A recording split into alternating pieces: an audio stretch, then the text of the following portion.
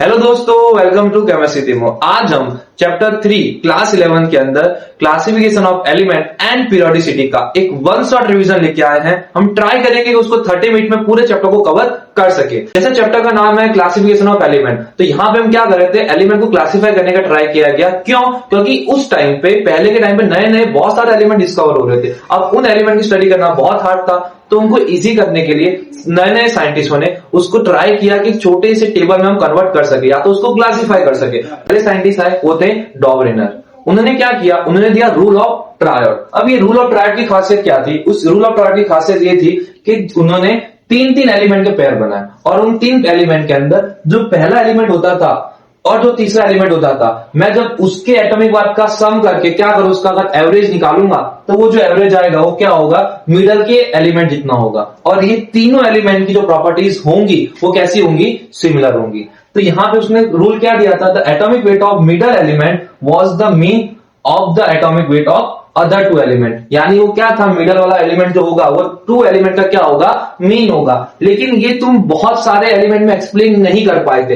ये जो था वो बहुत ही कम लोगों के, ये जो था वो बहुत ही लेस एलिमेंट के लिए था। वो सिर्फ ये 9 एलिमेंट को ही क्लासिफाई कर पाया था। इसने तीन तीन की पेयर बनाए थे, इसलिए इसका नाम क्या पड़ा था, ट्रायड। अब इसके बाद जो आए थे वो थे न्यूलैंड। न्यूलैंड जो थे उन्होंने भी सेम चीज किया, लेकिन उन्होंने थोड़ा अलग किया। वो बहुत संगीत प्रेमी थे, तो उन्होंने क्या किया, उन्होंने एटॉमिक वेट के अकॉर्डिंग अरेंज किया। और जब एलिमेंट को एटॉमिक वेट के अकॉर्डिंग अरेंज किया तो उन्होंने एक चीज नोटिस की कि हर आठवां एलिमेंट उसके पहले एलिमेंट से उसकी प्रॉपर्टी क्या होती थी, मैच होती थी। यानी अगर मैं बात करूं सोडियम की, तो सोडियम के रेफर में पहला एलिमेंट कौन होगा, लिथियम। तो इन दोनों की प्रॉपर्टी कैसे होती थी, मैच। अगर मैं बात करूं मैग्नीशियम मेरा आठवां एलिमेंट है, तो उसकी प्रॉपर्टी बेरिलियम से क्या होती थी, मैच होती थी। तो यहां उन्होंने एक स्टेटमेंट दिया, arrange element in increasing order of atomic weight, every 8 element has a property to similar to first element. यानी पहले एलिमेंट की प्रॉपर्टी उसके आठवें एलिमेंट से क्या होती थी, सिमिलर होती थी। लेकिन ये रूल भी बहुत आगे तक चला नहीं, इसकी भी कुछ लिमिटेशन आ गई। जो पहली लिमिटेशन आई कि यहां पे अगर तुम नोटिस करोगे तो कहीं पे भी नोबल गैस नहीं लिखा। कुछ टाइम बाद नोबल गैस की डिस्कवरी हुई जो यहां पे अरेंज नहीं हो पा रहे थे। सेकंड, जो रूल ऑफ ऑक्टेन एक्सप्लेन हो रहा था वो हो रहा था सिर्फ और सिर्फ कैल्शियम तक ही। क्यों? क्योंकि कैल्शियम तक जो है वो लाइटर एलिमेंट है, उन लोगों का एटॉमिक वेट ज्यादा नहीं है। उसके बाद ये न्यूलैंड का जो ऑक्टेन रूल था वो अप्लाई नहीं हो पाया।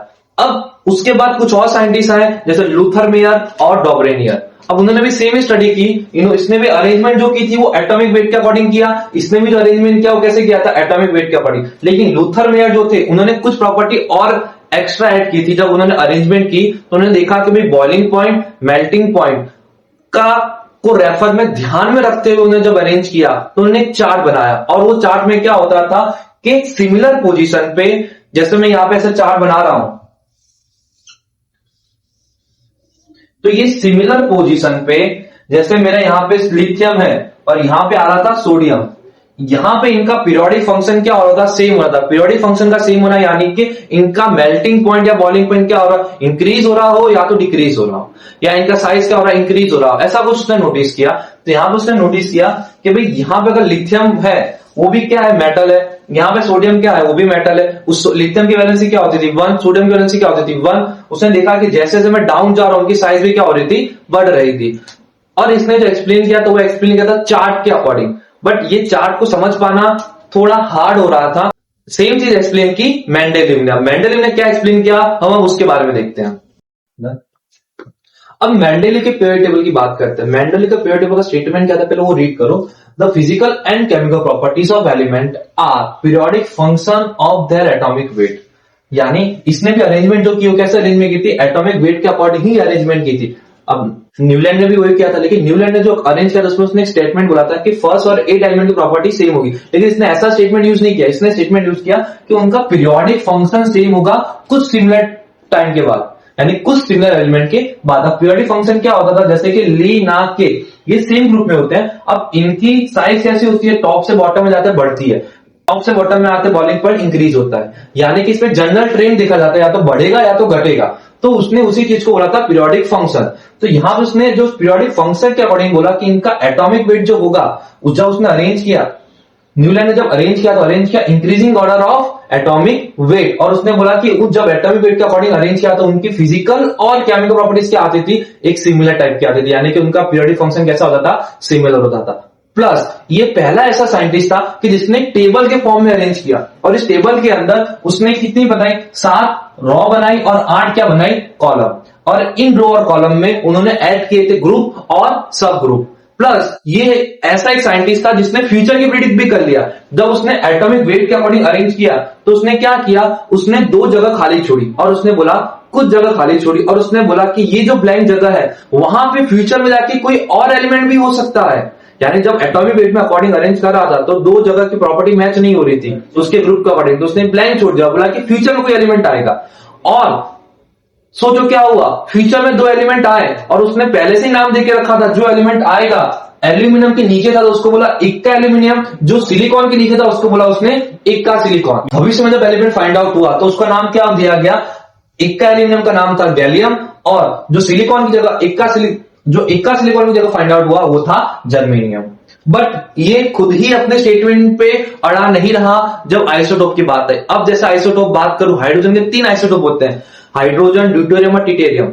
अगर इसने एटॉमिक वेट के अकॉर्डिंग अरेंज किया है तो पहले ग्रुप में हाइड्रोजन आना चाहिए, दूसरे ग्रुप में ड्यूटेरियम और तीसरे ग्रुप में आना चाहिए ट्रिटियम। लेकिन इसने क्या किया, तीनों को एक ही ग्रुप में डाल दिया। और एक और चीज, उसने हाइड्रोजन की पोजीशन भी सही से एक्सप्लेन नहीं की, यानी वो खुद अपने स्टेटमेंट को फॉलो नहीं कर रहा था। पहला तो आइसोटोप की पोजीशन एक्सप्लेन नहीं कर पाया, सेकंड इनरेगुलरिटी ऑफ ऑर्डर, यानी कि जब एटॉमिक वेट में अकॉर्डिंग अरेंज कर रहा था तो उसने आर्गोन को पहले रखा पोटेशियम से पहले, उसने आर्गोन को पोटेशियम से पहले रखा, बल्कि आर्गोन का एटॉमिक वेट आता है 14 और पोटेशियम का एटॉमिक वेट आता है 39। उसने किसको पहले रख दिया, आर्गोन को। तो सेकंड लिमिटेशन भी मेरी खुद की बात पे नहीं रुक रहा हूं। अब थर्ड मेन पॉइंट क्या आया, कॉलम और निकल, ये डिफरेंट प्रॉपर्टी थी इनके, लेकिन इनको उसने ऐड किया सेम ग्रुप के अंदर, जो आगे जाके भी ये इसकी क्लेमिडेशन में ऐड हुआ। 3 मेजर इसके ड्रॉबैक्स देखने को मिले थे, इसकी वजह से ये जो टेबल था वो उतना कंसिडर नहीं हुआ। लेकिन हाँ, इसी टेबल से हम इंस्पायर होते हुए हमने हमारा मॉडर्न पीरियड टेबल बनाया था, एक टेबल वाला जिसके अंदर भी रो और कॉलम हमें देखने को मिली थी। मॉडर्न पीरियड टेबल दिया हमें हेनरी मोस्ले ने। हेनरी मोस्ले ने क्या बोला कि जब उन्होंने the physical and chemical properties of element are periodic function their atomic number, अभी तक जो एलिमेंट को अरेंज किया जा रहा था वो अरेंज किया जा रहा था एटॉमिक वेट के थ्रू, लेकिन पहली बार हेनरी मोस्ले ने अरेंज कैसे किया, एटॉमिक नंबर के थ्रू। और जब अरेंज किया तो उन्होंने नोटिस किया कि उनकी केमिकल और फिजिकल प्रॉपर्टी कैसे आ रहे हैं, एक पीरियोडिक फंक्शन में आ रहे हैं। अभी जो मॉडर्न पीरियड टेबल था वहां पे उन्होंने कैसे, मॉडर्न पीरियड टेबल के अंदर उन्होंने बनाई वर्टिकल कॉलम्स, इनको बोला गया ग्रुप, ऐसे 18 ग्रुप बनाए, और उन्होंने 7 ऐसे हॉरिजॉन्टल रो बनाए और उनको बोला गया पीरियड्स। अब ये ग्रुप और पीरियड को डिवाइड किया गया 4 ब्लॉक के अंदर, जो है एस पी डी एफ, ऐसे 4 ब्लॉक में डिवाइड किया गया। एस ब्लॉक के अंदर था ग्रुप 1, ग्रुप 2, पी ब्लॉक के अंदर था ग्रुप 30 से ग्रुप 16, यानी कि 6 ग्रुप। अब डी ब्लॉक के अंदर ग्रुप 3 से ग्रुप 12, यानी कि टोटल 10 ग्रुप बनाए गए। और एफ ब्लॉक जो है वो तुम अगर पीरियोडिक टेबल देखोगे वहां पे 6 और 7 पीरियड के अंदर बीच में एक डार्क कुछ कलर्स में तुम्हें देखने को मिलेगा, वो थे एफ ब्लॉक, और उन एफ ब्लॉक को जगह दी गई नीचे एकदम, जो तुम्हें 2 रो दिखेंगी जहां पे 14 एलिमेंट आए हुए हैं, वो 2 पीरियड के फॉर्म में बनाए गए थे, जिसको हम बोलते हैं एफ ब्लॉक एलिमेंट। अब जो मोस्ट इंपोर्टेंट क्वेश्चन आता है यहाँ पे ब्लॉक में से आता है उनकी जनरल इलेक्ट्रॉनिक कॉन्फ़िगरेशन। तो एस ब्लॉक की जो जनरल इलेक्ट्रॉनिक कॉन्फ़िगरेशन है वो है NS1 to 2 इलेक्ट्रॉन, यानी कि NS के अंदर ग्रुप 1 में 1 होता है, ग्रुप 2 में 2। अब P में क्या होगा, P के अंदर होता है NS2 NP1 to 6, और D ब्लॉक का क्या होगा, D ब्लॉक की जनरल इलेक्ट्रॉनिक कॉन्फ़िगरेशन है N-1D, D के अंदर 1 to 10 तक के इलेक्ट्रॉन हो सकते हैं, और NS में 0 to 2। और F ब्लॉक एलिमेंट की बात करूं तो F ब्लॉक एलिमेंट की जनरल इलेक्ट्रॉनिक कॉन्फ़िगरेशन क्या है, वो है N-2, F ब्लॉक के अंदर 1 to 14 electron, N-1, D block में 0 से 1 और NS2। यहां से तुम्हारा 1 मार्क का एमसीक्यू क्वेश्चन हर बार आता है, तो इस पर फोकस कर लेना और पॉज करके वीडियो को लिख लेना। अब बात करते हैं अपने S ब्लॉक के लिए। S और P ब्लॉक को हम जानते हैं रिप्रेजेंटेटिव एलिमेंट या तो नॉर्मल ग्रुप के फॉर्म में, अब एस ब्लॉक की बात करें तो एस ब्लॉक में जो मेटल्स होते हैं वो कैसे होंगे, वो सारे होते हैं सॉफ्ट मेटल, वो होते हैं मोस्ट ऑफ इलेक्ट्रोपॉजिटिव एलिमेंट्स होते हैं। इनका बॉइलिंग पॉइंट और मेल्टिंग पॉइंट क्या होता है, लो। इनकी आयोनाइजेशन एंथैल्पी भी क्या होगी, लो होगी। इनका जो ऑक्सीडेशन स्टेट है वो है +1 और +2। ये बहुत ही ज्यादा रिएक्टिव मेटल्स हैं और ये जो कंपाउंड होंगे अगर तुम इनको बर्न करोगे अल्कोहल के प्रेशर में तो ये तुम्हें कुछ कलर शो करेंगे। और ये बहुत ही अच्छे रिड्यूसिंग एजेंट होते हैं, यानी ये बहुत ही इजीली अपना क्या करते हैं, ऑक्सीडेशन करते हैं। और जो अपना खुद का इजीली ऑक्सीडेशन करता है वैसे एजेंट को हम क्या बोलते हैं, reducing agent. P block elements की बात करें तो उसके अंदर आते हैं मेटल्स, नॉन मेटल्स और मेटलॉइड्स। इनका आयोनाइजेशन एंथैल्पी क्या होती है, हायर। इनके अंदर मुझे वेरिएबल ऑक्सीजन स्टेट देखने को मिलता है। इनका नेचर कैसा होता है, पैरामैग्नेटिक नेचर होता है। इनकी एबिलिटी है कॉम्प्लेक्स कंपाउंड बनाने की। सेकेंड, इनके अंदर जो मैं नेचर में बात करूं भाई नेचर में कैसे मिलेंगे, तो नेचर में तुम्हें सॉलिड फॉर्म में भी मिल सकते हैं, गैस फॉर्म में भी मिल सकते हैं और लिक्विड फॉर्म में भी मिल सकते हैं। बट ये जो होते हैं ना, ये बहुत ही बैड कंडक्टर ऑफ इलेक्ट्रिसिटी और हीट होते हैं। यहां से इलेक्ट्रिसिटी इजीली पास नहीं हो सकती इन एलिमेंट्स में। अब अगर एस और पी में कौन कौन से एलिमेंट आते हैं अगर तुम्हें वो जानना है तो उसकी पूरी लिंक तुम्हें मेरे ग्रुप एस और पी ब्लॉक के अंदर कौन कौन से मेटल आते हैं उनको याद कैसे रखना है उसकी ट्रिक तुम्हें डिस्क्रिप्शन में मिल जाएगी। मैंने पहले ही शॉर्ट्स वीडियो बना के रखे हैं, बहुत ही इंटरेस्टिंग न्यूमेरिक्स दिए हुए हैं, उसको देखो, तुम्हें बहुत इजीली याद हो जाएंगे। अब बात करते हैं अपने डी ब्लॉक और एफ ब्लॉक के लिए। तो बात करते हैं डी ब्लॉक एलिमेंट्स के लिए। डी ब्लॉक एलिमेंट्स जो है उनको ट्रांजिशन मेटल्स भी बोलते हैं, तो ट्रांजिशन एलिमेंट्स ये जो मेटल्स होते हैं वो एस और पी के बीच में आते हैं, इसके लिए इनको हम बोलते हैं ट्रांजिशन मेटल्स। इनकी प्रॉपर्टीज की बात करें तो जो जो मेटल्स की प्रॉपर्टी है वो इनकी प्रॉपर्टी होगी। मेटल्स की क्या प्रॉपर्टी हमने पढ़ी हुई है पहले कि मेटल्स होते हैं कैसे होते हैं, हार्ड होते हैं। वो उनमें क्या देखने को मिलता है, डक्टिलिटी देखने को मिलता है। उनका मेल्टिंग पॉइंट, बॉइलिंग पॉइंट क्या होता है, ज्यादा होता है। उनकी आयोनाइजेशन एंथैल्पी कैसी होगी, कम होगी। तो ये सारे नेचर जो मेटल्स के थे वो सारे इनमें आते हैं, प्लस कुछ एक्स्ट्रा नेचर भी हमें देखने को मिलते हैं। पहला कि इनका जो नेचर होगा कैसा होगा, पैरामैग्नेटिक नेचर होता है। ये जो कंपाउंड होंगे वो क्या शो करते हैं, कलर शो करते हैं। सेकंड, ये जो होते हैं इंटरस्टेशियल कंपाउंड होते हैं। इंटरस्टेशियल कंपाउंड मतलब क्या होता है कि ये जो कंपाउंड होते हैं, ये जो मेटल्स वो बड़े बड़े होते हैं, इनके बीच थोड़ी थोड़ी छोटी छोटी जगह खाली होती है, वहां पे कार्बन, नाइट्रोजन या ऑक्सीजन जैसे छोटे छोटे एलिमेंट जब जाते हैं तो फंस जाते हैं, और फंसने के बाद जो कंपाउंड फॉर्म होता है उसी को हम बोलते हैं इंटरस्टेशियल कंपाउंड्स। अब नेक्स्ट है, अब क्या आता है, एक्ट ऑफ कैटालिसिस। ये बहुत ही अच्छे कैटालिस्ट है। ये जो होते हैं वो क्या फॉर्म करते हैं, एलॉयल फॉर्म करता है। एलॉयल क्या होता है, मेटल प्लस नॉन मेटल का मिक्सर या मेटल प्लस मेटल का मिक्सर, उसको हम क्या बोलते हैं, एलॉयल्स बोलते हैं। अब बात करते हैं अपने नेक्स्ट ब्लॉक की, वो है अपना एफ ब्लॉक। एफ ब्लॉक जो होता है उसका नाम है इनर ट्रांजिशन एलिमेंट, यानी कि भाई ये जो होगा ये ट्रांजिशन मेटल के अंदर आया हुआ होता है। अगर तुमने ट्रांजिशन मेटल का पीरियड टेबल देखा है तो ट्रांजिशन मेटल में नीचे 6 और 7 पीरियड पे 2 ब्लॉक पे अलग अलग शो किया जाता है। उसका मतलब क्या होता है, वहां पे एफ ब्लॉक एलिमेंट्स की बात हो रही होती है। ये ट्रांजिशन एलिमेंट के अंदर आने की वजह से इसको क्या बोलते हैं, अपने इनर होने की वजह से हम बोलते हैं इनर ट्रांजिशन मेटल। इनकी प्रॉपर्टी सेम मेटल जैसी ही होती है, प्लस कुछ एक्स्ट्रा प्रॉपर्टीज जो होती है वो हम यहाँ पे देखते हैं। पहला, ये कैसे होते हैं, हैवी मेटल्स होते हैं। सेकंड, ये भी क्या शो करते हैं, कलर शो करते हैं। ये भी क्या होता है, इनका नेचर कैसा होगा, मोस्ट ऑफ पैरामैग्नेटिक होता है। थर्ड, ये कैसे बहुत ही अच्छे रिड्यूसिंग एजेंट है। फिफ्थ, इनकी डेंसिटी क्या होती है, ज्यादा होती है, ये हायर डेंसिटी होते हैं। प्लस इनका जो ऑक्सीजन स्टेट होता है वो भी वेरिएबल होता है, यानी इनके मल्टीपल ऑक्सीजन स्टेट देखने को मिलेगा। एक सिंगल एलिमेंट का ही अगर मैं पकड़ूंगा उसके भी ज्यादा मुझे ऑक्सीजन स्टेट देखने को मिलते हैं। ये दो ब्लॉक की तुम 11 में अपनी स्टडी नहीं करते, इनकी स्टडी तुम करोगे 12th के अंदर, डी एंड एफ ब्लॉक के अंदर। जब हमने इनको एटॉमिक वेट के अकॉर्डिंग अरेंज किया तो हमने देखा कि भाई इनका आखिरी इलेक्ट्रॉन जो ऑर्बिटल में जाता था उसको वो ब्लॉक बोलते थे। जैसे कि मैं बात करूं सोडियम के लिए, तो सोडियम का एटॉमिक नंबर क्या होता है, 11। तो उसका इलेक्ट्रॉन कॉन्फ़िगरेशन क्या होगा, 1s2 2s2 2p6 3s1, यानी आखिरी इलेक्ट्रॉन कौन से ऑर्बिटल में जा रहा है, एस ऑर्बिट में। तो इसका नाम क्या हो गया था, एस ब्लॉक एलिमेंट। तो ऐसे ही इन्होंने 4 ब्लॉक बनाए थे। इलेक्ट्रॉन आखिरी यानी वैलेंस शेल का इलेक्ट्रॉन जो ऑर्बिटल में ज्यादा था उस पर से इनके नाम रखे गए हैं, एस ब्लॉक, पी ब्लॉक और डी ब्लॉक। अब हम देखते हैं कैसे हमने फाइंड आउट करते हैं कि भाई ब्लॉक, पीरियड और ग्रुप को। तो एक एग्जांपल हम सोडियम से ही ले लेते हैं। सोडियम का इलेक्ट्रॉन कॉन्फ़िगरेशन हमने पहले लिखा हुआ है। तो भाई ये पहला कौन से ब्लॉक में आएगा, तो तुम्हें सिंपल देखना है लास्ट इलेक्ट्रॉन कहां पे एंटर हुआ, एस ब्लॉक के अंदर। तो कौन सा ब्लॉक होगा उसका, एस ब्लॉक। सेकेंड, उसका पीरियड कौन सा पीरियड है भाई, फर्स्ट सेकंड थर्ड कौन सा पीरियड, कुछ नहीं देखना है भाई। तुमने ये देखा एस, कौन सा प्रिंसिपल क्वांटम नंबर है, थर्ड, तो बस वही उसका क्या हो जाएगा, पीरियड।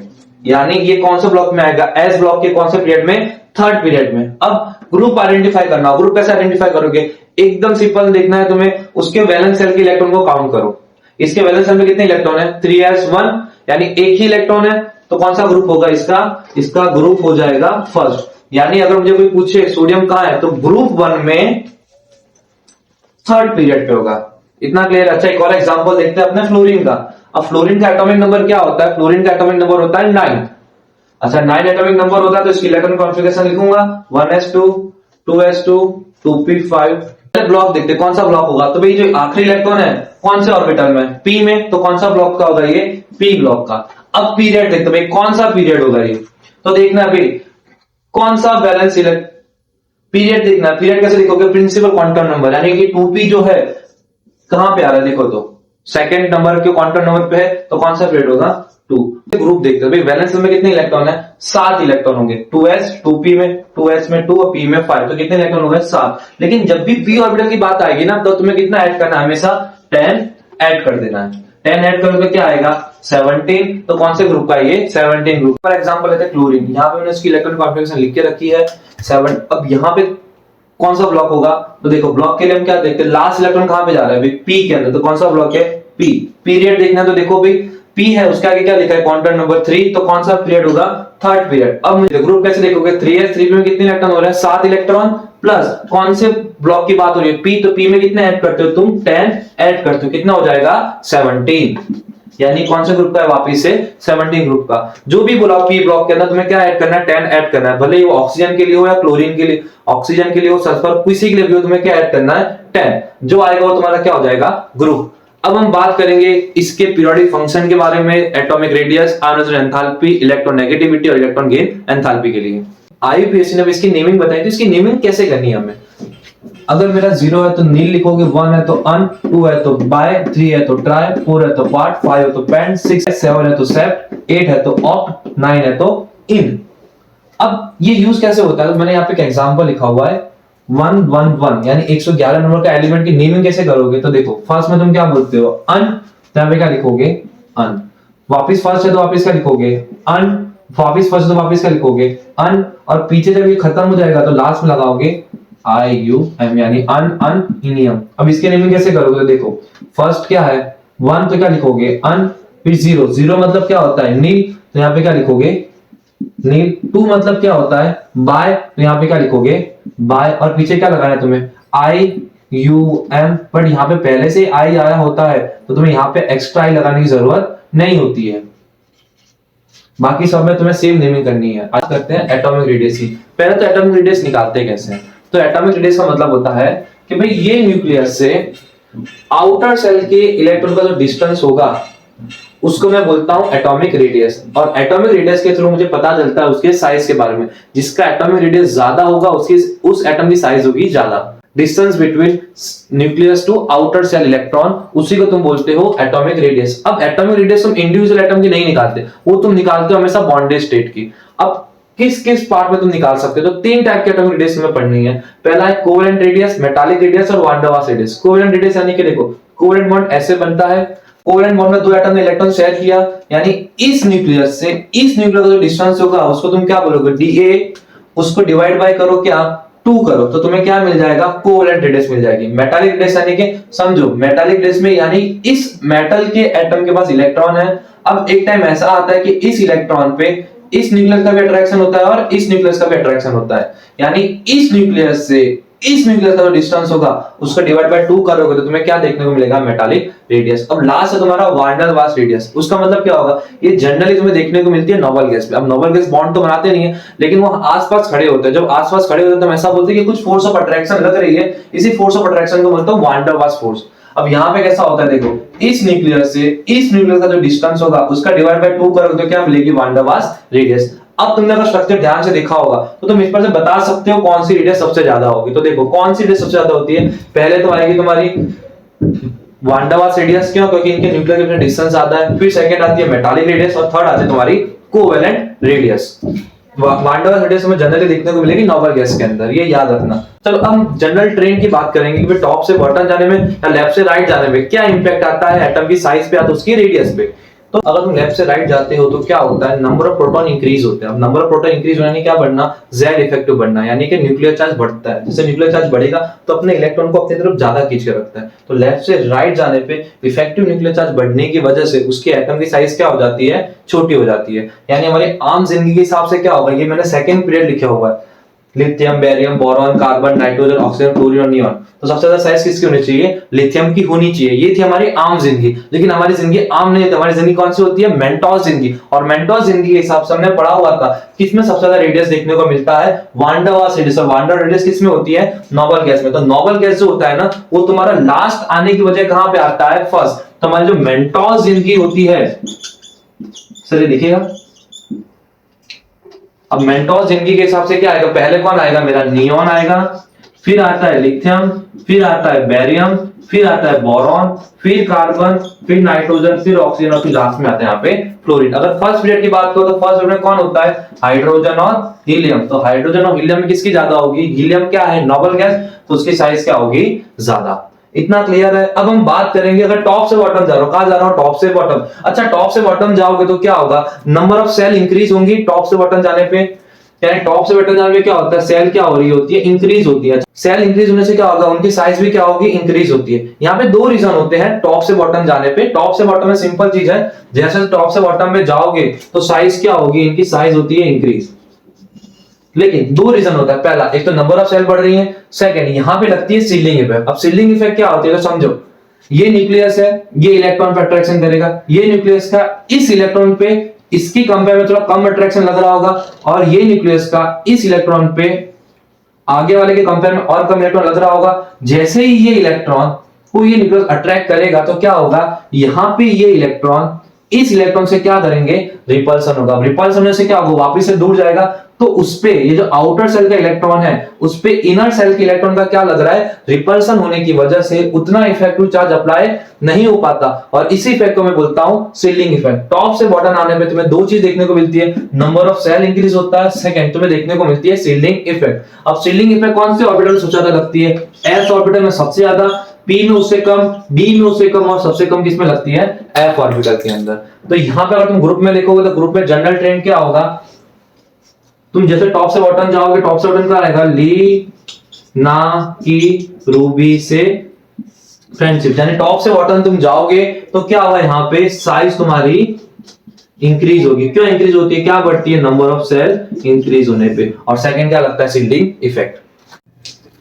अब बात करते हैं आयनिक रेडियस के लिए। आयनिक रेडियस क्या होता है कि भाई जिसमें जितना नेगेटिव चार्ज बढ़ेगा उसका उतना आयनिक रेडियस भी बढ़ता है। यहाँ पे मैंने लिया पेरेंट एटम ऑक्सीजन और उसमें से बनाया मैंने कैटायन और एनायन। समझो कैटायन में क्या हो रहा होगा, एक इलेक्ट्रॉन कम हो जाता है। अब एक इलेक्ट्रॉन कम होने से क्या होगा, इसके अंदर इफेक्टिव न्यूक्लियर चार्ज बढ़ जाता है, उसकी वजह से इसकी साइज कैसे होती है, कम हो जाती है। एनायन में क्या होता है, इलेक्ट्रॉन गेन करता है, इफेक्टिव न्यूक्लियर चार्ज तो बढ़ा नहीं है। प्लस वहां पे एक और चीज मुझे देखने को मिलती है, इलेक्ट्रॉन इलेक्ट्रॉन रिपल्सन, तो उसकी एनायन में साइज क्या हो जाती है, इंक्रीज हो जाती है। तो जनरली तुम हमेशा कौन सा ऑर्डर देखोगे, कैटायन में साइज कम न्यूट्रल एटम के कंपेयर में, और न्यूट्रल एटम के कंपेयर में एनायन में साइज क्या होगी, ज्यादा। और एक क्वेश्चन आता है आइसो इलेक्ट्रॉनिक स्पीशीज पे। आइसो इलेक्ट्रॉनिक स्पीशीज में तुम्हें सिंपल देखना है कौन होती है कि भाई जिसके अंदर नंबर ऑफ इलेक्ट्रॉन क्या हो, सेम हो, लेकिन एटॉमिक नंबर क्या हो, अलग अलग। तुम्हें यहाँ पे आइसो इलेक्ट्रॉनिक स्पीशीज लिखी हुई दिख जाएंगी। उसमें तुम कैसे अरेंज करोगे, तुम्हें सिंपल अरेंज करना है, जिसमें जितना ज्यादा नेगेटिव चार्ज उसका उतना आयनिक रेडियस। अब हम बात करते हैं आयोनाइजेशन एंथैल्पी के लिए। आयोनाइजेशन एंथैल्पी क्या होता है, आयोनाइजेशन एंथैल्पी यानी कि अगर मेरा ये एटम है, इसका ये वैलेंस शेल है, यहाँ पे इलेक्ट्रॉन है, अब इस वैलेंस शेल में से इलेक्ट्रॉन को निकालने के लिए जो एनर्जी लगेगी उसको तुम बोलोगे आयोनाइजेशन एंथैल्पी। लेकिन यहाँ पे एक छोटी सी कंडीशन है, तुम्हारा जो एटम होगा वो कैसा होना चाहिए, आइसोलेटेड न्यूट्रल गैसियस एटम होना चाहिए। तो डेफिनेशन क्या होती है, amount of energy to remove the valence shell electron for isolated neutral gaseous atom तो इनफाइनाइट, यानी कि भाई बाहर निकाल दिया, बाहर निकालने के बाद कहीं पे भी जाए वो उसकी प्लेस क्या हो जाएगी, इनफाइनाइट, कहीं पे, यानी सिंपल बाहर निकालने के लिए जो एनर्जी चाहिए वो। अब इसमें कौन कौन से फैक्टर ध्यान रखना है, पहला फैक्टर साइज। जितनी छोटी साइज होगी, समझो जितनी छोटी साइज होगी क्या करेगा, न्यूक्लियस और इलेक्ट्रॉन के बीच अट्रैक्शन ज्यादा होगा, उसको रिमूव करना उतना hard. Second, effective nuclear charge. अगर न्यूक्लियर चार्ज मेरा ज्यादा है समझो, तो ये न्यूक्लियस इस इलेक्ट्रॉन को ज्यादा स्ट्रांगली जकड़ के रखेगा यानी अट्रैक्ट करके रखेगा, तो निकालना और हार्ड हो जाता है। तो जितनी साइज कम, जितना इफेक्टिव न्यूक्लियर चार्ज ज्यादा, उतनी उसकी आयोनाइजेशन एंथैल्पी ज्यादा। और दो फैक्टर और होते हैं, एक होता है स्टेबल इलेक्ट्रॉनिक कॉन्फ़िगरेशन। अब कौन कौन से स्टेबल इलेक्ट्रॉनिक कॉन्फ़िगरेशन है? एक है हाफ फील्ड और एक है फुल्ली फील्ड। हाफ फील्ड में कौन आता है? अगर p ऑर्बिटल में कितने इलेक्ट्रॉन हो? 3, d में 5 और f में 7। और फुल्ली फील्ड में कौन आता है? p में 6 हो, d में 10 और f में कौन हो? 14। अब हम देखते हैं जनरल ट्रेंड क्या फॉलो करता है। तो यहाँ पे जनरल ट्रेंड में क्या आएगा? अगर मैं लेफ्ट से राइट जाता हूं, लेफ्ट टू राइट जाने पे क्या होता है? साइज डिक्रीज होती है। हमने आयनिक रेडियस में देखा, साइज डिक्रीज होगी तो क्या होगा? आयोनाइजेशन एंथैल्पी क्या होगी? इंक्रीज। लिथियम से आगे beryllium, boron, carbon, nitrogen, oxygen, chlorine, neon, तो यहां तक ज्यादा साइज क्या होनी चाहिए? कम होनी चाहिए। तो यानी जनरल ट्रेंड क्या होना चाहिए था? मेरा जनरल ट्रेंड होना चाहिए था कि लिथियम की सबसे कम, फिर barium, boron, carbon, nitrogen, oxygen, chlorine और आखिरी में कौन आना चाहिए? नियॉन। ये होती है अपनी आम जिंदगी। लेकिन हम केमिस्ट्री में आम जिंदगी नहीं, केमिस्ट्री हमारी मेंटोर जिंदगी, उसके अंदर क्या होता है भाई? यहाँ पे तुम्हें देखना पड़ेगा स्टेबल इलेक्ट्रॉनिक कॉन्फ़िगरेशन। और स्टेबल इलेक्ट्रॉनिक कॉन्फ़िगरेशन कौन कौन सी है?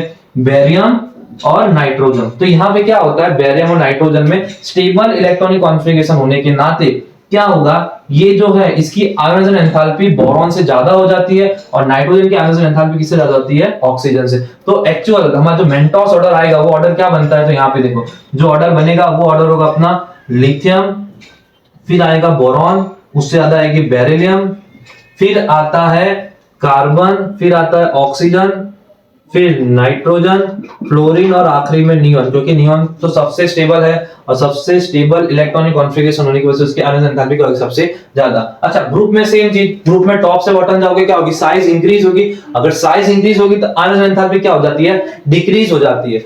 इतना क्लियर? पर तुम्हें एक चीज पे ध्यान रखना है ग्रुप 16 पे। ग्रुप 16 में होना क्या चाहिए? टॉप से बॉटम जाते वक्त क्या होनी चाहिए? आयोनाइजेशन एंथैल्पी कम, यानी कि सबसे कम किसकी होनी चाहिए? थैलियम की होनी चाहिए थी, लेकिन ऐसा होता नहीं है। क्यों ऐसा नहीं होता? क्योंकि ड्यू टू लेंथेनॉइड कॉन्ट्रैक्शन। अब लेंथेनॉइड कॉन्ट्रैक्शन क्या है, अभी उसको डिटेल में नहीं जाते हैं। तो उस पर से क्या होगा? इसका जो होता है ना, ड्यू टू लेंथेनॉइड कॉन्ट्रैक्शन, इसकी आयोनाइजेशन एंथैल्पी इंक्रीज हो जाती है। अब याद कैसे रखोगे? याद रखो एक बड़े से डब्ल्यू के नीचे, बड़ा सा डब्ल्यू यानी कि बोरॉन, एल्यूमिनियम, गैलियम, इंडियम और थैलियम। तो यहाँ पे देखो किसकी ज्यादा? बोरॉन आएगा पहले, फिर आता है थैलियम, फिर गैलियम, फिर आता है तुम्हारा एल्यूमिनियम, फिर लास्ट में आएगा तुम्हारा इंडियम। इतना क्लियर है? तो ये हमने देखा आयोनाइजेशन एंथैल्पी का पार्ट, कि इसको कैसे याद रखना है, कौन कौन से फैक्टर है। अब बात करते हैं इलेक्ट्रॉन गेन एंथैल्पी के लिए। इलेक्ट्रॉन गेन एंथैल्पी यानी क्या होगा भाई? समझो अब ये आउटर सेल है, अब इस आउटर सेल में से समझो यहाँ पे कहीं इलेक्ट्रॉन घूम रहा है। अब इस इलेक्ट्रॉन को गेन करने के लिए उसको जितनी एनर्जी लूज करनी पड़ेगी। अच्छा, एनर्जी लूज करना तो कैसी रिएक्शन होती है?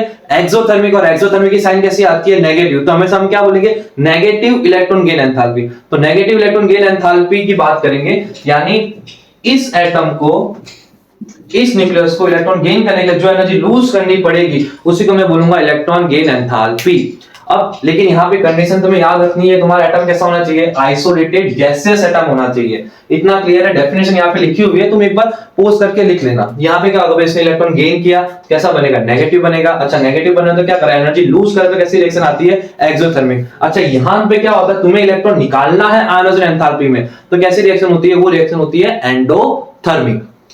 अब यहाँ पे आ जाओ, पहले कौन कौन से फैक्टर होते हैं? तो फैक्टर कौन आएगा? साइज। जितनी छोटी साइज उसकी नेगेटिव इलेक्ट्रॉन गेन एंथैल्पी उतनी ज्यादा। जितना ज्यादा इफेक्टिव न्यूक्लियर चार्ज वो दूसरे इलेक्ट्रॉन को इजीली अट्रैक्ट गेन कर पाएगा, तो उसमें नेगेटिव इलेक्ट्रॉन गेन एंथैल्पी क्या होगी? ज्यादा। खाली तुम्हें यहाँ पे ये ध्यान रखना है कि जिसकी स्टेबल इलेक्ट्रॉनिक कॉन्फ़िगरेशन होती है उसकी इलेक्ट्रॉन गेन एंथैल्पी क्या होगी? कम। और सेम चीज टॉप से बॉटम पे जाओगे क्या होगी? साइज इंक्रीज होगी। अच्छा, साइज इंक्रीज होगी तो इलेक्ट्रॉन गेन एंथैल्पी क्या हो जाएगी? कम। यानी नेगेटिव इलेक्ट्रॉन गेन एंथैल्पी क्या हो जाती है? डिक्रीज हो जाती है। इतना क्लियर है? तो जो मेजर ध्यान रखना है वो ध्यान रखना है ग्रुप 16 पे। ग्रुप 16 पे क्या होना चाहिए? फ्लोरीन से आयोडीन जा रहे हो, यानी कि फ्लोरीन से आयोडीन जाते हो क्या होना चाहिए कि भाई साइज क्या होगी? इंक्रीज होगी। तो आयोनाइजेशन एंथैल्पी क्या होनी चाहिए? कम होनी चाहिए। तो आम जिंदगी के हिसाब से किसकी सबसे ज्यादा होनी चाहिए इलेक्ट्रॉन गेन एंथैल्पी? फ्लोरीन की। लेकिन फ्लोरीन की साइज क्या होती है? स्मॉलर। और स्मॉलर साइज होने की वजह से वो किसी दूसरे इलेक्ट्रॉन को इजीली गेन नहीं कर पाता है। उसके कंपेयर पे क्लोरीन की साइज क्या होती है? थोड़ी बड़ी, थोड़े सेल्स में ज्यादा होते हैं। तो वहां पे इलेक्ट्रॉन का डिस्ट्रीब्यूशन अच्छे से होने की वजह से यहाँ पे क्या होता है? क्लोरीन की electron gain enthalpy as a chlorine क्या होगी? ज्यादा। यानी यहाँ पे ऊपर कौन आ जाएगा? ये। बस सिर्फ इतना याद रखो। इतना क्लियर है? अब हम बात करते हैं इलेक्ट्रोनेगेटिविटी के लिए। अब लास्ट देखते हैं इलेक्ट्रोनेगेटिविटी। अब इलेक्ट्रोनेगेटिविटी क्या होता है पहली चीज इलेक्ट्रोनेगेटिविटी हम देखेंगे कोवेलेंट बॉन्ड के अंदर। कोवेलेंट बॉन्ड के अंदर जो दो एटम ने इलेक्ट्रॉन शेयर किए हुए हैं, तो उसमें से एक एटम क्या करेगा, शेयरिंग वाले इलेक्ट्रॉन को अपनी तरफ ज्यादा खींच के रखेगा।